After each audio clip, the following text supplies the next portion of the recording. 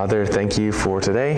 God, thank you for the ability to study your word, the opportunity to hear it taught. God, I pray that we would listen to your word this morning. God, help us to not just hear the word and let it go in one ear and out another, but would we apply it to our own lives?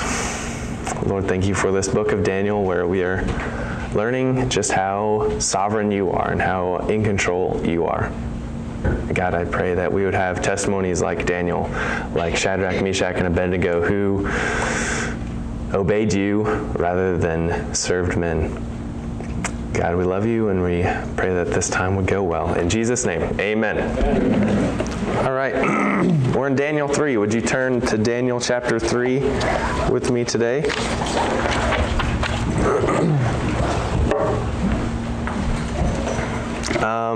And this chapter is talking about Nebuchadnezzar's golden image, the golden image that he set up.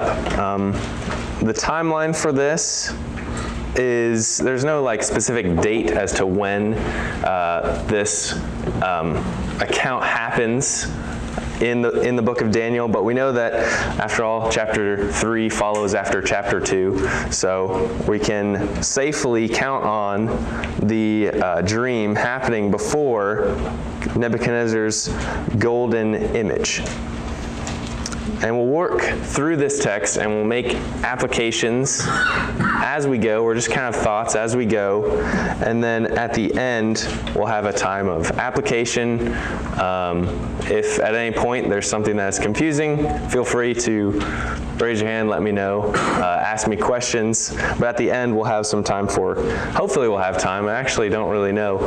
I'm assuming that clock is right, but I really hope that I don't go so far over, or I don't have any time, or there's so much time.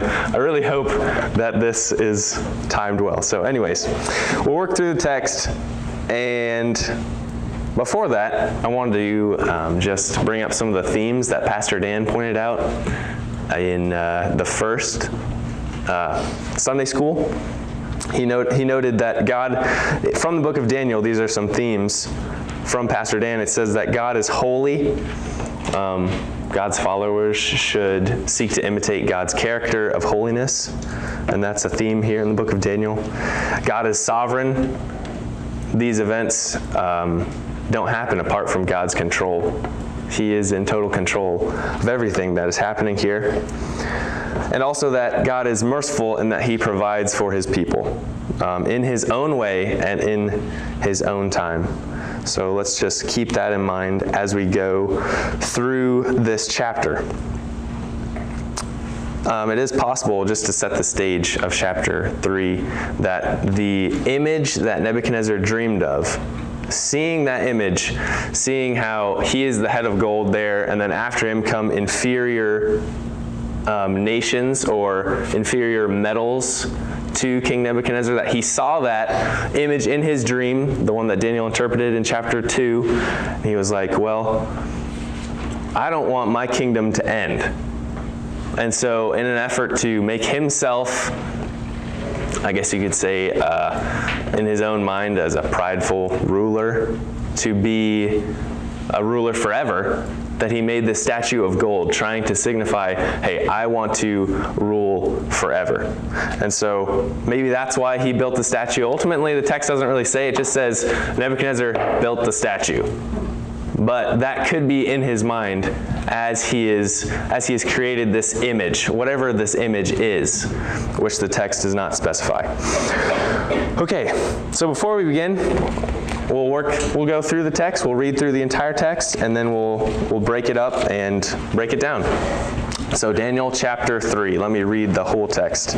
Daniel chapter 3, verse 1. King Nebuchadnezzar made an image of gold whose height was 60 cubits and its breadth 6 cubits. He set it up on the plain of Dura in the province of Babylon. Then King Nebuchadnezzar sent to gather the satraps, the prefects, and the governors, the counselors, the treasurers, the justices, the magistrates, and all the officials of the provinces to come to the dedication of the image that King Nebuchadnezzar had set up. Then the satraps, the prefects, the governors, the counselors, the treasurers, the justices, the magistrates, and all the officials of the provinces gathered for the dedication of the image that King Nebuchadnezzar had set up. And they stood before the image that Nebuchadnezzar had set up. And the herald proclaimed aloud, "You are commanded, O peoples, nations, and languages, that when you hear the sound of the horn, pipe, lyre, trigon, harp, bagpipe, and every kind of music, that you are to fall down and worship the golden image that King Nebuchadnezzar has set up. And whoever does not fall down and worship shall immediately be cast into a burning fiery furnace." Therefore, as soon as all the peoples heard the sound of the horn, pipe, lyre, trigon, harp, bagpipe, and every kind of music, all the peoples, nations, and languages fell down and worshipped the golden image that King Nebuchadnezzar had set up. Therefore, at that time, certain Chaldeans came forward and maliciously accused the Jews. They declared to King Nebuchadnezzar, "O king, live forever. You, O king, have made a decree that every man who hears the sound of the horn, the pipe, the lyre, the trigon, the harp, bagpipe, and every kind of music shall fall down and worship the golden image. And whoever does not fall down and worship shall be cast into a burning fiery furnace. There are certain Jews whom you have appointed over the affairs of the province of Babylon, Shadrach, Meshach, and Abednego. These men, O king, pay no attention to you. They do not serve your gods or worship the golden image that you have set up." Then Nebuchadnezzar, in furious rage, commanded that Shadrach, Meshach, and Abednego be brought. So they brought these men before the king. And Nebuchadnezzar answered and said to them, "Is it true, O Shadrach, Meshach, and Abednego, that you do not serve my gods or worship the golden image that I have set up? Now, if you are ready, when you hear the sound of the horn, pipe, lyre, trigon, harp, bagpipe, and every kind of music, to fall down and worship the image that I have made well and good. But if you do not worship, you shall immediately be cast into a burning fiery furnace. And who is the God who will deliver you out of my hands?" Shadrach, Meshach, and Abednego answered and said to the king, "O Nebuchadnezzar, we have no need to answer you in this matter. If this be so, our God, whom we serve, is able to deliver us from the burning fiery furnace, and he will deliver us out of your hand, O king. But if not, be it known to you, O king, that we will not serve your gods or worship the golden image that you have set up." Then Nebuchadnezzar was filled with fury, and the expression of his face was changed against Shadrach, Meshach, and Abednego, and he ordered the furnace heated 7 times more than it was usually heated. And he ordered some of the mighty men of his army to bind Shadrach, Meshach, and Abednego, and to cast them into the burning fiery furnace. Then these men were bound in their cloaks, their tunics, their hats, and their other garments, and they were thrown into the burning fiery furnace, because the king's order was urgent. And the furnace overheated, the flame of the fire killed those men who took up Shadrach, Meshach, and Abednego. And these 3 men, Shadrach, Meshach, and Abednego, fell bound into the burning fiery furnace. Then King Nebuchadnezzar was astonished and rose up in haste. He declared to his counselors, "Did we not cast 3 men bound into the fire?" And they answered and said to the king, "True, O king." And he answered and said, "But I see 4 men unbound, walking in the midst of the fire, and they are not hurt. And the appearance of the 4th is like a son of the gods." Then Nebuchadnezzar came near to the door of the burning fiery furnace. He declared, "Shadrach, Meshach, Abednego, servants of the Most High God, come out and come here." Then Shadrach, Meshach, and Abednego came out from the fire, and the satraps, the prefects, the governors, and the king's counselors gathered together and saw that the fire had not had any power over the bodies of those men. The hair of their heads was not singed, their cloaks were not harmed, no smell of fire had come upon them. And Nebuchadnezzar answered and said, "Blessed be the God of Shadrach, Meshach, and Abednego, who has sent his angel and delivered his servants who trusted in him, and set aside the king's command and yielded up their bodies rather than serve and worship any god except their own God. Therefore I make a decree. Any people, nation, or language that speaks anything against the God of Shadrach, Meshach, and Abednego shall be torn limb from limb, and their houses laid in ruins, for there is no other God who is able to rescue in this way." Then the king promoted Shadrach, Meshach, and Abednego in the province of Babylon. Okay. I want to make sure that I have my phone here so I can keep track of time. Whew. That was a mouthful to read. There are so many things that repeat in this chapter, so many times that it's like the horn, the pipe, the lyre, the trigon, harp, bagpipe, every kind of music, or the prefects, satraps, all those important people that are there at the dedication for the image that King Nebuchadnezzar had set up. So first of all, in verses 1 through 7, we have King Nebuchadnezzar's state religion. I'm just going to make story points. They'll try to keep us on track and kind of punctuate the story. So, King Nebuchadnezzar's state religion in verses 1 through 7. Again, we know God is in control of all that is happening here. King Nebuchadnezzar is setting up this state religion of his, yes. But God knows what's happening. God is totally in control, and he is going to receive so much glory at the end of this chapter from King Nebuchadnezzar doing something that seems awful to us, setting up an idol to be worshipped. So let's remember that. But let's jump into verse 1. I'll kind of go through each verse, try to note what's going on, and we'll work through the passage that way. So verse 1, King Nebuchadnezzar made an image of gold whose height was 60 cubits and its breadth 6 cubits. He set it up on the plain of Dura in the province of Babylon. There are a couple things that we know. 60 cubits, a cubit is about 18 inches. 60 cubits, going to be about 90 feet, and 6 cubits in breadth. That would mean that how deep it is and how maybe wide this statue is. So it's going to be 90 feet tall, and then 6 cubits. It's going to be 9 feet, about as tall as Goliath was, 9 feet. So that's how wide and how deep this statue is. So it's very, very tall. 90 feet. I don't really have a size comparison, but that's pretty long. 9 stories. What's that? A 9-story building. A 9-story building. There we go. Exactly. Thank you. But what is the image of? The text doesn't say. It just says King Nebuchadnezzar made an image of gold. Some may say that it's a god that Nebuchadnezzar worshipped. Some may say that it is just Nebuchadnezzar's image himself. The text doesn't tell us, and it's not an important detail that we need to know. But it's interesting to think about. But either way, it's just an image of gold. God doesn't tell us what the image is of.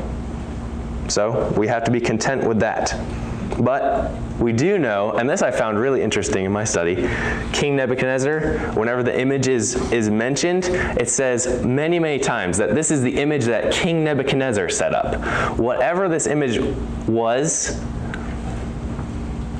King Nebuchadnezzar did it. King Nebuchadnezzar set this up. This is something that King Nebuchadnezzar made.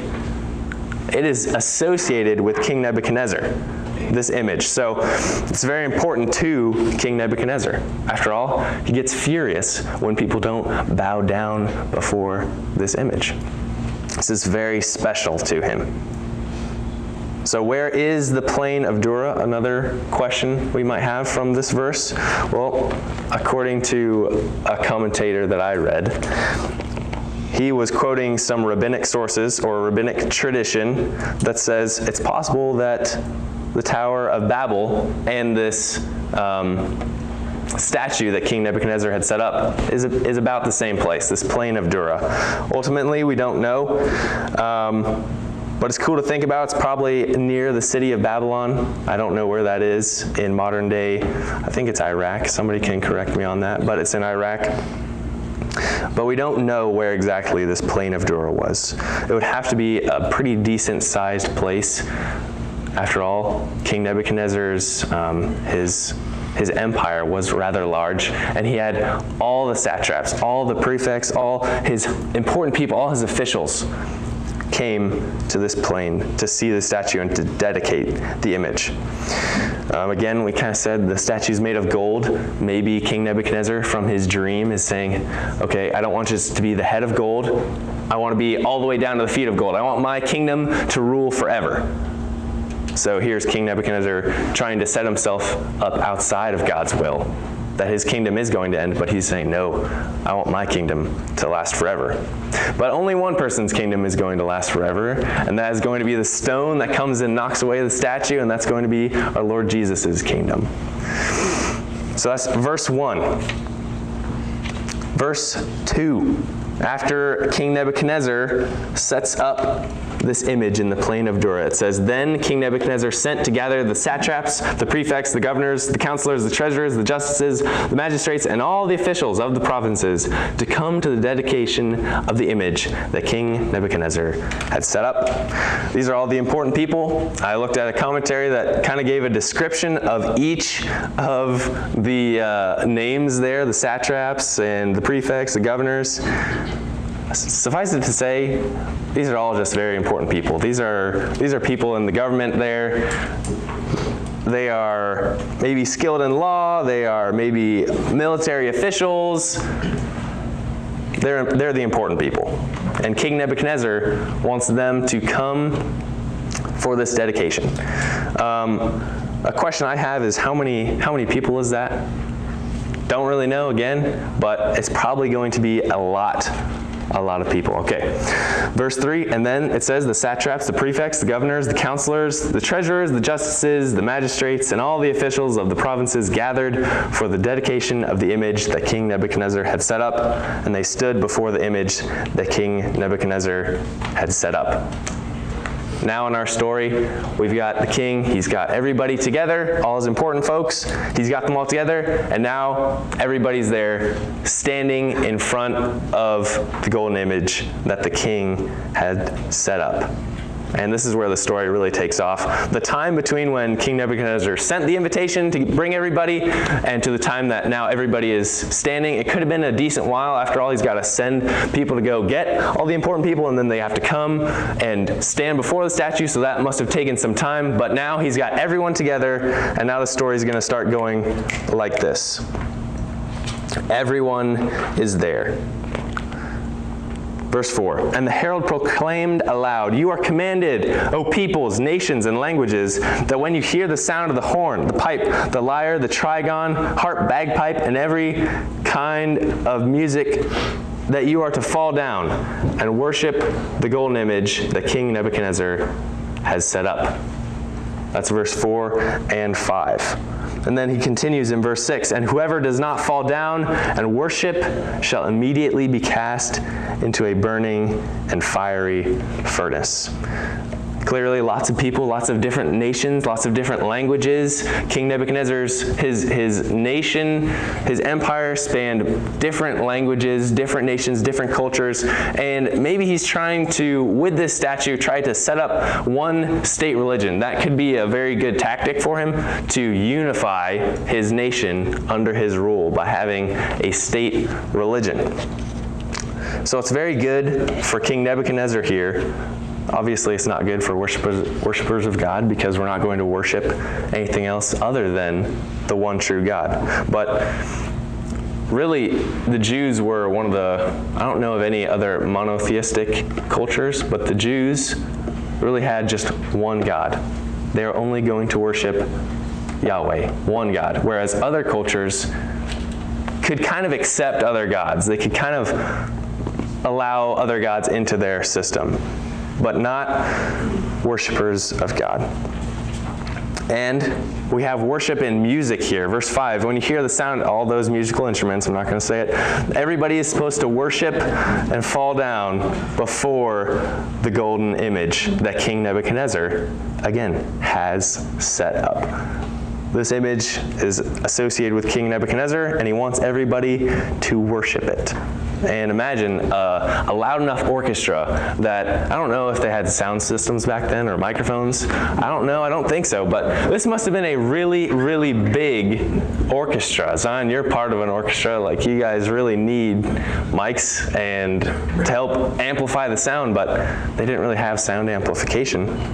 Or like microphones, they probably had something, but it must have been a big orchestra for everybody to hear it and then everybody to fall down to worship.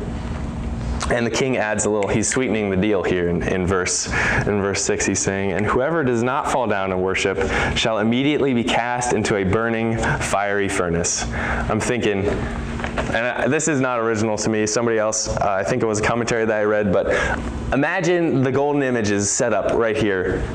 You have the golden image, King Nebuchadnezzar probably standing before it, wanting everybody, and then the herald speaking for King Nebuchadnezzar, telling everyone to worship. And then you've got this orchestra, I don't know where it was, but all these musical instruments around. And then could you see off in the distance maybe like a brick kiln where this was the burning fiery furnace, and out of it smoke belching, and it's like hot. And you've got the image or the fiery furnace. You pick. Which one do you want?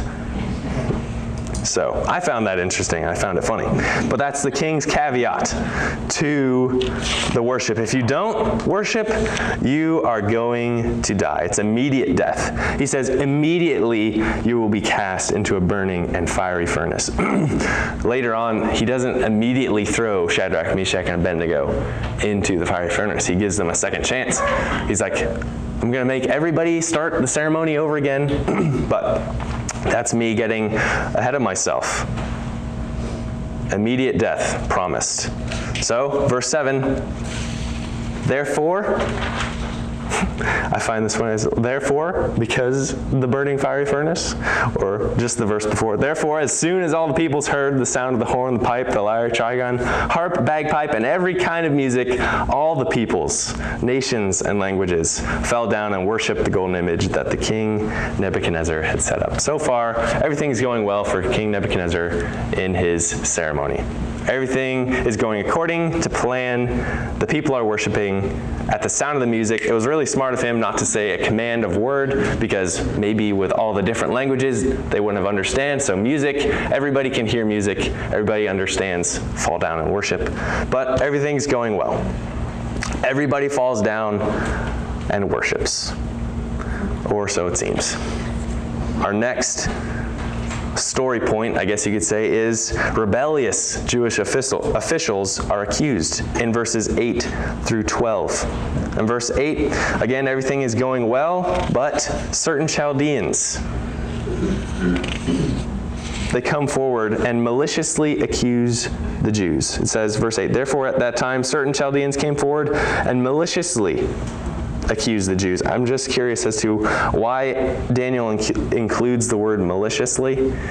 It's not that they just accuse the Jews. They're maliciously accused. It's very interesting, just some of the details that Daniel puts into this passage. Again, like this word's set up, that's repeated so many times in association with King Nebuchadnezzar. Also just little but big words like maliciously accused the Jews. These Chaldeans, they don't appear to like Shadrach, Meshach, and Abednego very much. I don't know why that is, but this is what happens. They are accused. And they speak to the king, and they declared to King Nebuchadnezzar, O king, live forever. This is exactly what the king is wanting to hear, right? He's set up this statue, maybe to emphasize that he wants his kingdom to rule forever, maybe, but this is what a king wants to hear. Nobody wants to hear, "O king, live until just tomorrow," or what is that saying? But "O king, live forever," is what he wants to hear. And that's what they say to him. And then they begin their attack on Daniel's friends, Shadrach, Meshach, and Abednego. who have been appointed after chapter 2. They are appointed over the affairs of the province of Babylon, as it says in chapter 2, verse 49, at Daniel's request. So they begin to accuse and they say, "You, O king, have made a decree that every man who hears the sound of the horn, the pipe, the lyre, the trigon, harp, bagpipe, and every kind of music shall fall down and worship the golden image. And whoever does not fall down and worship shall be cast into a burning fiery furnace. There are certain Jews whom you have appointed over the affairs of Babylon, Shadrach, Meshach, and Abednego. These men, O king, pay no attention to you. They do not serve your gods or worship the golden image that you have set up." They begin their attack. They repeat the king's decree. They repeat that he has said that the sound of the music, you have to fall down. They repeat that everyone must fall down and worship. And so they're setting up a contrast. They're like, okay, this is what you're supposed to do, and these Jews are not doing it. And then they accuse Shadrach, Meshach, and Abednego.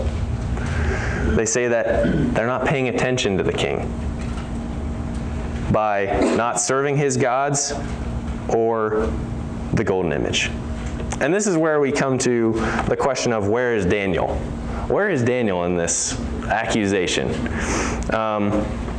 It's Shadrach, Meshach, and Abednego, but not Daniel. Is Daniel, where is he?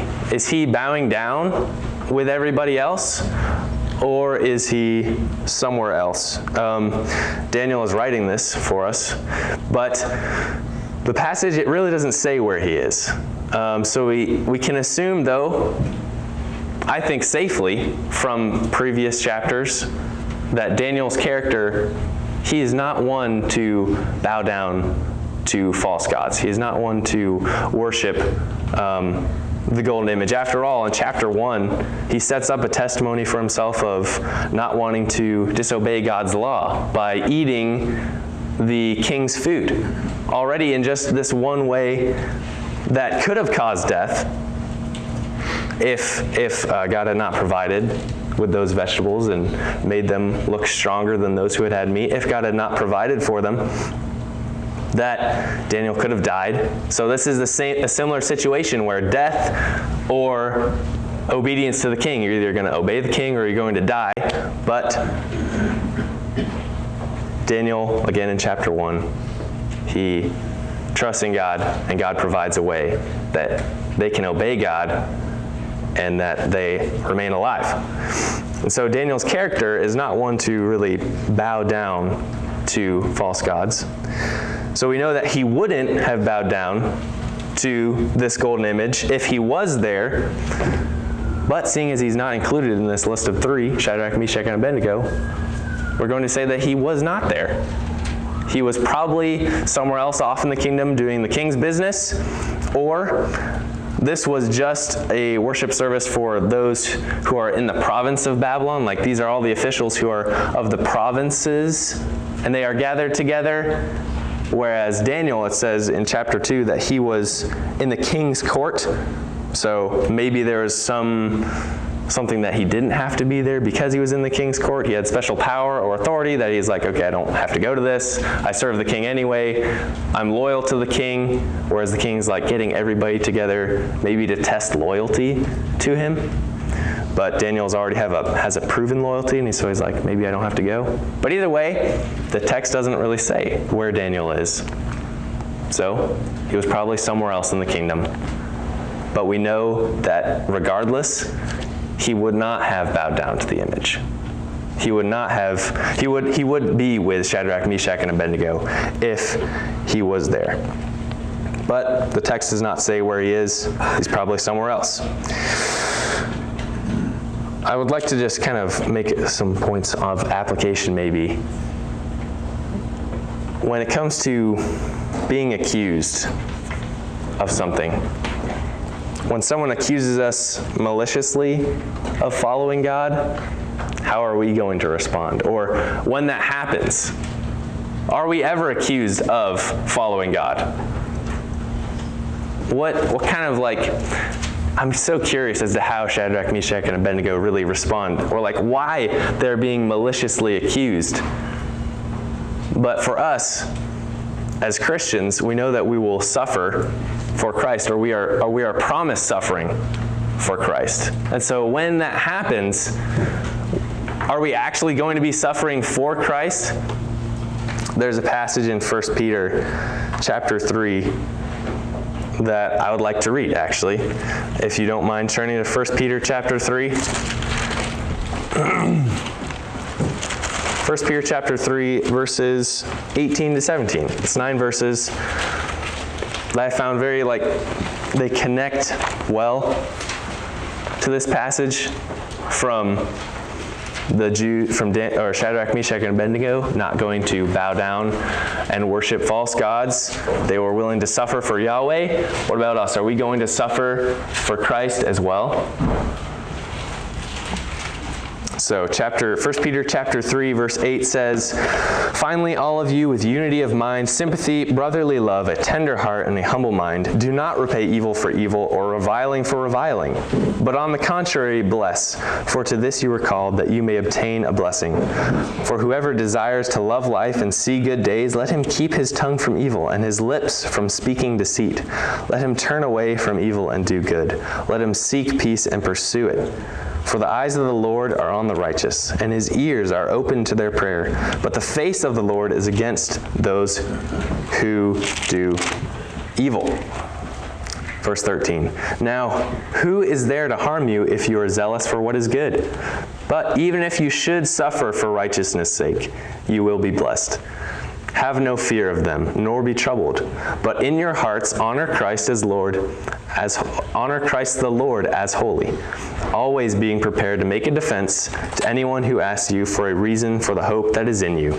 Yet do it with gentleness and respect, having a good conscience, so that when you are slandered, those who revile your good behavior in Christ may be put to shame. For it is better to suffer for doing good, if that should be God's will, than for doing evil." Shadrach, Meshach, and Abednego, obviously suffering for doing what is right, suffering for righteousness here. And how do they respond? They don't defend themselves, but they entrust themselves to God totally, as we're going to see in these following verses. But our next story point is King Nebuchadnezzar's furious demand in verses 13 to 15. He demands that Shadrach, Meshach, and Abednego, that they worship him. He gives them a second chance. He says, "Then Nebuchadnezzar in furious rage commanded that Shadrach, Meshach, and Abednego be brought. So they brought these men before the king. Nebuchadnezzar answered and said to them, 'Is it true, O Shadrach, Meshach, and Abednego, that you do not serve my gods or worship the golden image that I have set up? Now if you are ready, when you hear the sound of the horn, the pipe, the lyre, the trigon, bagpipe, and every kind of music, to fall down and worship the image that I have made, well and good. But if you do not worship, you shall immediately be cast into a burning fiery furnace. And who is the God who will deliver you out of my hands?'" King Nebuchadnezzar is enraged that people aren't bowing down before the image that he has set up.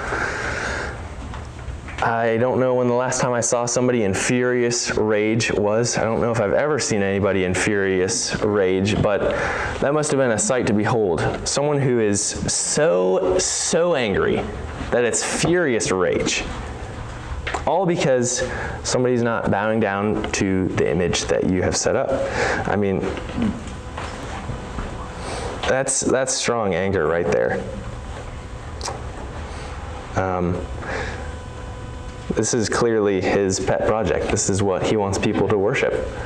So he's angry when people do not. I could imagine, what would it be like for Shadrach, Meshach, and Abednego when everybody else is fallen down, everybody else is worshiping the golden image? What were they just? They're still just standing there. Imagine everybody else just. But you got three men just standing. What courage that must have taken to stand there, seeing that smokestack in the distance, knowing that it's death. But they chose that over worshiping a false god. They chose obeying God and death rather than life and worshiping a false god. So Nebuchadnezzar, he questions Shadrach, Meshach, and Abednego himself. He's like, is it true that you are doing this, that you're not worshiping my gods or the image that I've set up? And then he goes right into giving them a second chance in verse 15. He's like, now if you are ready when you hear the sound of the horn and pipe. He's like, we're going to start everything over again. We're going to do it again just for 3 guys to fall down and worship me. And then, again, he reminds them of the consequence. But if you do not worship, you shall immediately be cast into a burning, fiery furnace. And then he questions with, and who is the God who will deliver you out of my hands? And I love this. This is a perfect opportunity for God to receive glory. King Nebuchadnezzar invites it on himself. He's like, and who is the God who is going to deliver you out of my hand? After all, King Nebuchadnezzar, your gods were associated with your nation. So if King Nebuchadnezzar has conquered you, he has already conquered your gods as well. Your gods were not strong enough to protect you. And so Israel is conquered by King Nebuchadnezzar. So King Nebuchadnezzar associates that with he's conquered their gods as well. So he's like, I've already defeated you guys once. It's easy for me to do it again if I've already done it. My gods are more powerful than your gods. Take that. But that is not what's going to happen. And it's really awesome. I really love this passage. It's showing God as a great God and as our deliverer. But it also reminds me of Pastor Van, who's going through our Exodus series. This is exactly like God having a great opportunity to reveal himself, just like he is doing in the 10 plagues. He is revealing who he is through Pharaoh's hardness of heart, so that Israel, not only Egypt knows who he is, but also Israel knows who he is. And this is just a great opportunity for us to see who God is. And King Nebuchadnezzar invites this on himself. I want to bring up another question for us about how are we taking opportunities, really. Like, this is a great opportunity for God to reveal himself. But what about for us? Are we going to take opportunities to reveal who God is to others, maybe in our workplace? I'm working at a place where there are a lot of unsaved folks. And it's often my prayer, and even as I go home, it's my disappointment times where I'm like, wow, I really have not done a great job at taking opportunities to maybe point a conversation even about death, because that for some reason comes up a decent amount, even about death, and point that to be like, okay, well, where are you going to go when you die? Or what do you think happens at the end of life?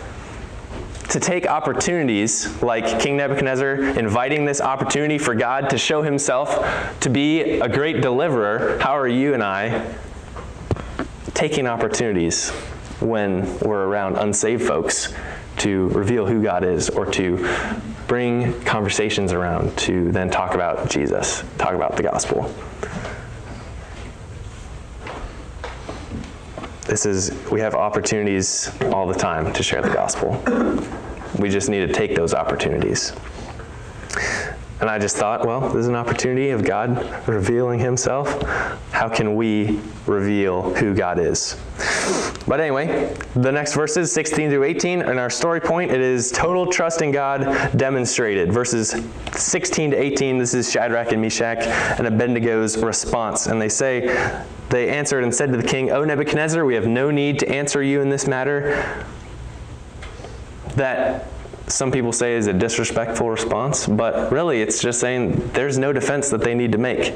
They are still going to choose God rather than serve a false god, or